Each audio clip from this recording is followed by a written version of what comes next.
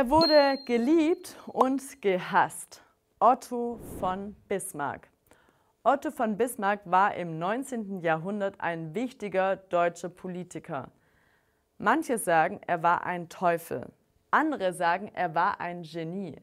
Fakt ist, er hat etwas eingeführt, wovon wir alle bis heute profitieren. Was? Das erkläre ich dir jetzt. Los geht's!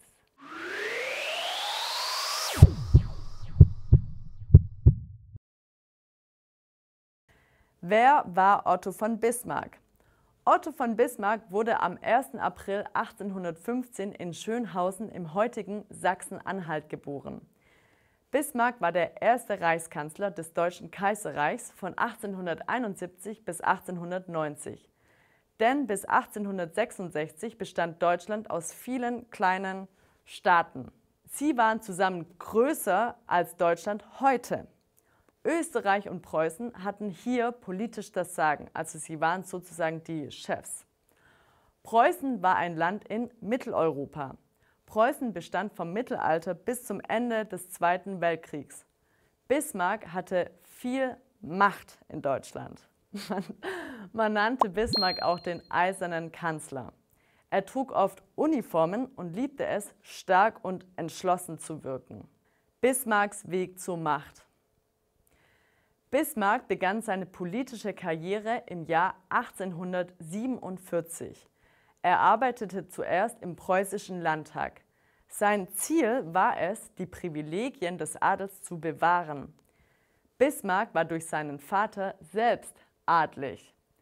Bismarck war nicht demokratisch. Die Freiheitsideen dieser Zeit lehnte er ab. Er war konservativ und königstreu. Konservativ kommt von konservieren, also dass man alte Dinge bewahrt. Das heißt in dem Fall, er war loyal gegenüber dem König und kämpfte für die Macht des Königs. Er wollte weder ein Parlament noch eine Demokratie. Bismarck war ein sehr guter Redner. Er konnte strategisch denken und sich gut durchsetzen. Im Jahr 1862 wurde er Ministerpräsident von Preußen und Außenminister.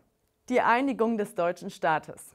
Bismarck wollte einen vereinten deutschen Staat schaffen. Und Bismarck wollte, dass Preußen eine führende Position in Europa hat. Also dass Preußen am besten Nummer 1 von Europa wird. Er führte 3 Kriege, um seine Ziele zu erreichen. Der erste Krieg war gegen Dänemark im Jahr 1864. Der zweite Krieg war gegen Österreich im Jahr 1866. Bei diesem Krieg starben 15.000 Österreicher und nur 2.000 Preußen. Nach dem Krieg war Bismarck höflich zu den Verlierern. Damit wollte er die deutschen Staaten, die für Österreich waren, für sich gewinnen. Das funktionierte. Bismarck führte Preußen an die Spitze von Europa. Für diesen Erfolg bauten die Preußen ein Denkmal. Ihr kennt es bestimmt. Es ist die Siegessäule in Berlin. Es gab aber noch keinen deutschen Nationalstaat, wie Bismarck es sich wünschte. Es gab nur viele kleine Staaten. Für eine Vereinigung brauchte es wohl einen dritten Krieg. Der dritte Krieg war gegen Frankreich im Jahr 1870 bis 1871. Im Krieg gegen Frankreich vereinten sich die deutschen Staaten. Sie gewannen. Nach dem Sieg gegen Frankreich wurde das Deutsche Kaiserreich gegründet.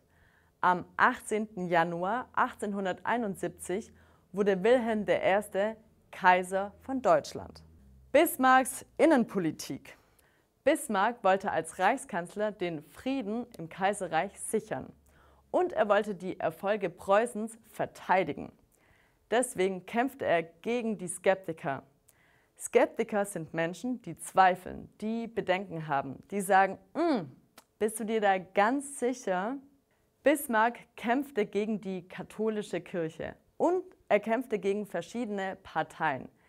Er kämpfte zum Beispiel gegen die Sozialdemokraten.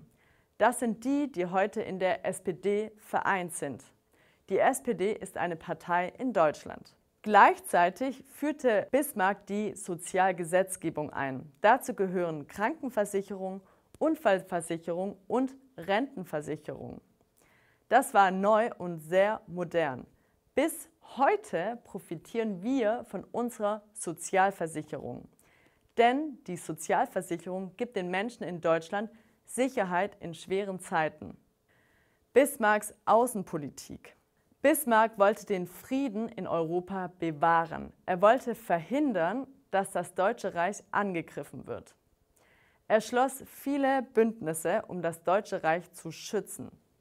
Aber unter Bismarck wurde auch der Kolonialismus größer. Von 1884 bis 1919 waren viele Länder unter deutscher Kontrolle. Togo, Kamerun, Deutsch-Südwestafrika, also heute Namibia, Deutsch-Ostafrika, also heute Tansania, Burundi und Ruanda, Neuguinea und die Marshallinseln. Bismarck und der Erste Weltkrieg.